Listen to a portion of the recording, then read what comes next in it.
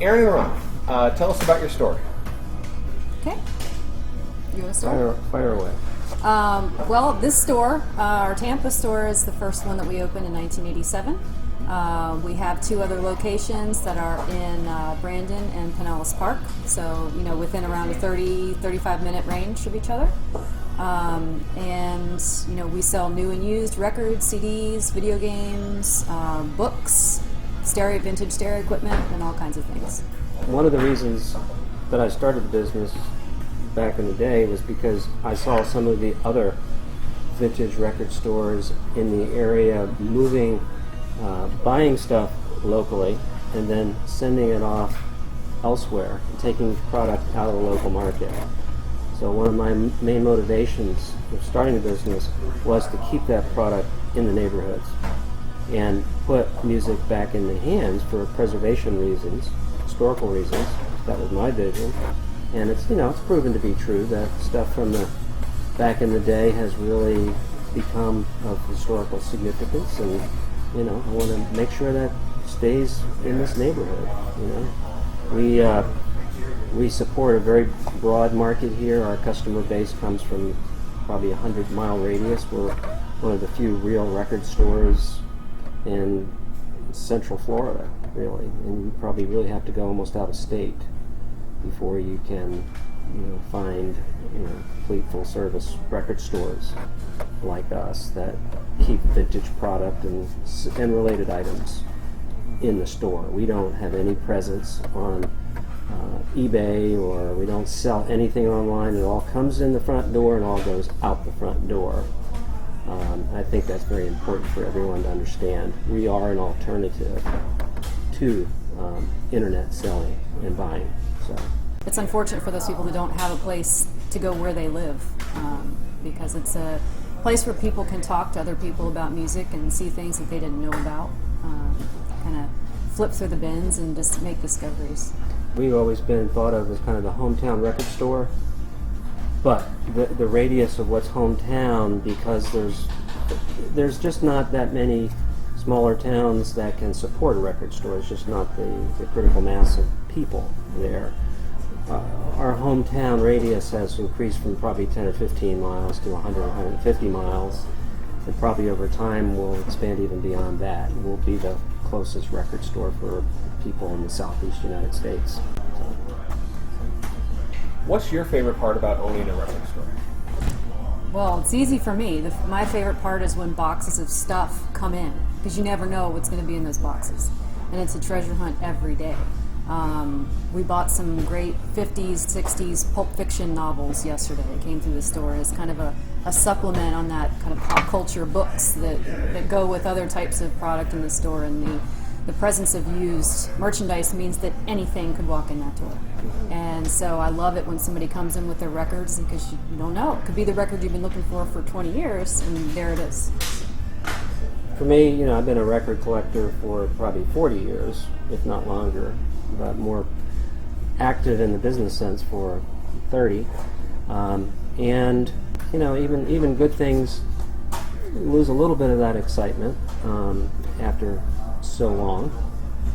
And that's where all this old classic equipment is picked up for me, because I've always had an interest in it as well. So seeing great old turntables or amplifiers or reel-to-reel tape decks from back in the day, and I've developed the skills to know how to buy them and restore them and resell them and guarantee they work, and get people coming from like Panama City, 10-hour drive, to bring their reel-to-reel tape decks for servicing, that kind of stuff. Or Pennsylvania, I had a guy a couple months ago drive from Pennsylvania and bring his tape deck down here to fix it for him. Probably cost him, I think, $60, and he was just amazed and thrilled, and while I was on vacation, it was done, he went back home, and just couldn't be happier, because you can't find anybody to do it. So I love working on this stuff now, so it's just another exercise of an extension of my hobby of old equipment.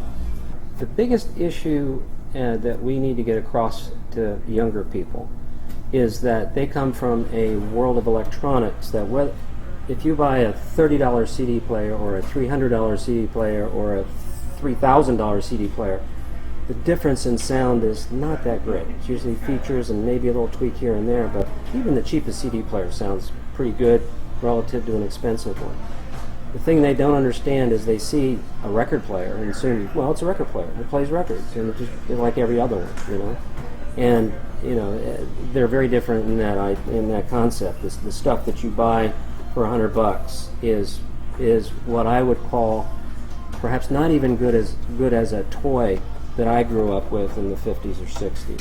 As far as sound quality, yeah, it makes noise and you can hear what it is, but you have to spend more and more money to get more and more quality in a turntable. A new turntable today, I would say you got to spend a couple $300 to get anything that's reasonable. And there's a lot of people who don't want to do that. But I can sell them a used turntable that's been refurbished and is guaranteed is complete for $100. That's as good or better than those $200-300 turntables. And they can get in and have good sound. That way. So I won't delve down too low. We don't lower our standards. I want to make sure that people receive a proper vinyl listening experience with their equipment. And there's just a lot of really cheap product. If they start out with a bad one, they're not going to get the true value of vinyl records.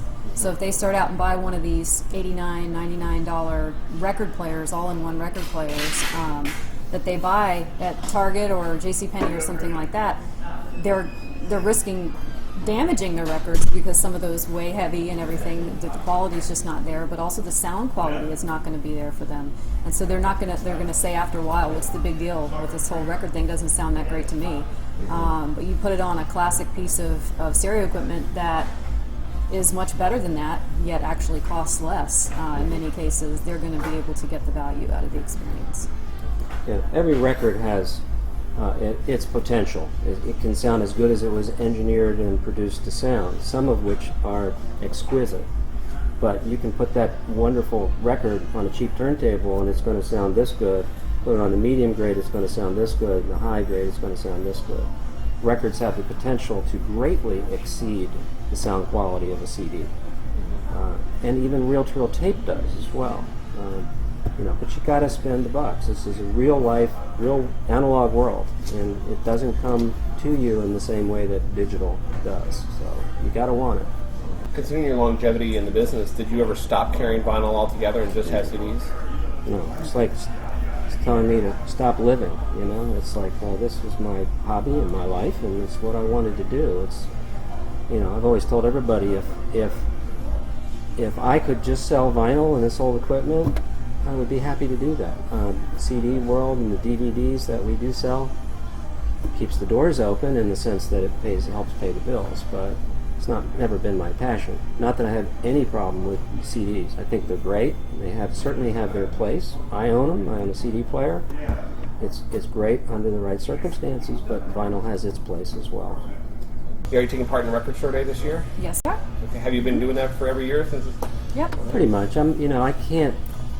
Steve would know better than I, but we've been participating. It had humble beginnings, and it was the first couple of years where, it's Record Store Day, and here's some new product, and there was a handful of things, and wasn't much of a deal. But in the last 3 years, we've seen it just step up incrementally, and now it's a very big deal, which is the good news and the bad news.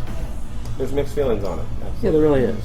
And you hate to say anything bad because it's all a good thing. I think many stores, us to a lesser extent, it all comes in one day. And from personnel standpoint, being able to gather enough people, most stores have cash flow and they got to gather up thousands and tens of thousands of dollars to invest. So it's an most stores have to really plan for this for all year and make it happen. And you get it all at once. And the reality of it is, we're a kind of a store we're an everyday store. We're busy to pretty much the same extent every day, year in, year out. We don't depend on the Christmas season. We're here because of the hardcore collectors in the area that know us and come here.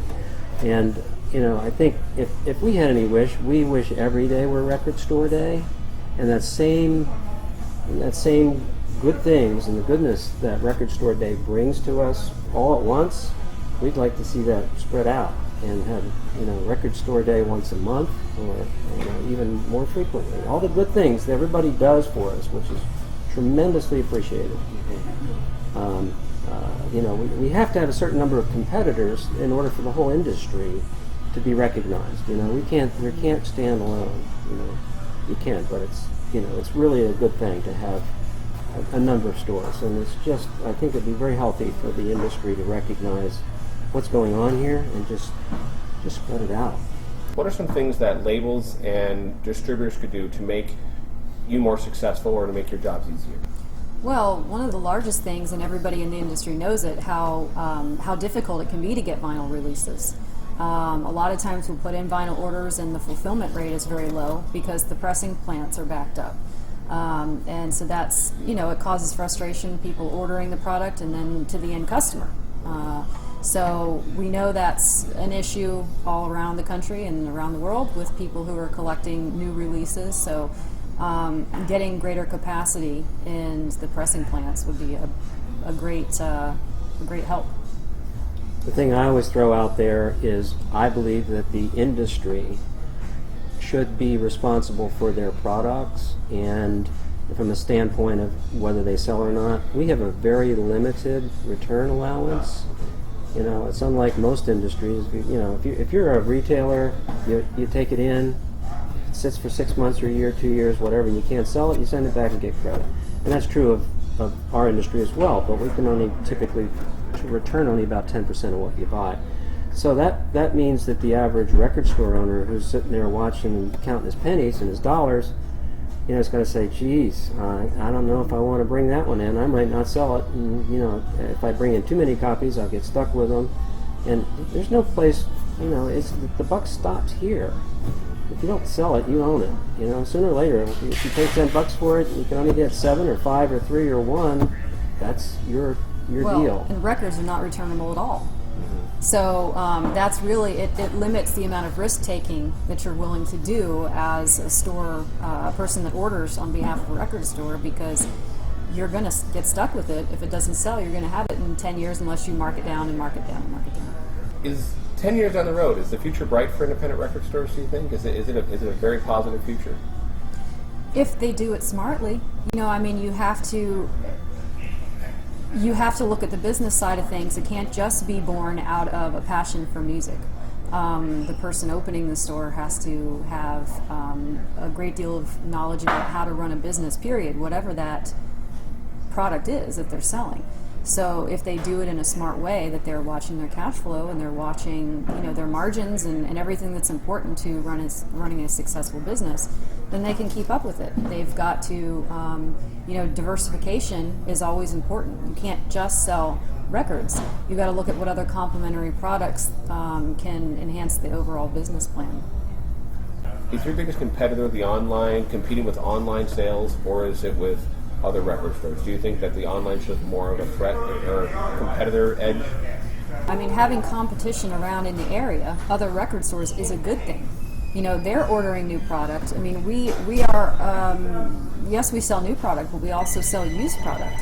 And so having any kind of good quality used product in the area means that we have the chance to sell it the second time, the third time, the fourth time. So it's good from that perspective, as well as just kind of generating an interest in the area. Some other store around town brings in some interesting things that gets people thinking about music, and that's a good thing for everybody. So from that perspective, no. Yes, they're competitors in name, but we're all working towards a similar type of goal and emphasizing the value of independent record stores.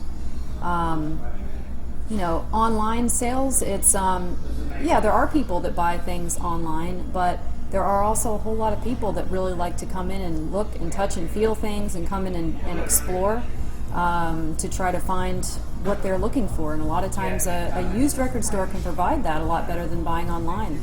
There's no shipping cost, there's no waiting, it's there in your hand, and at a really good price.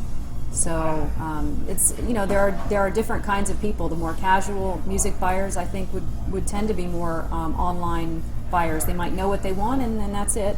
But the serious collectors are looking to find something they didn't even know they were looking for.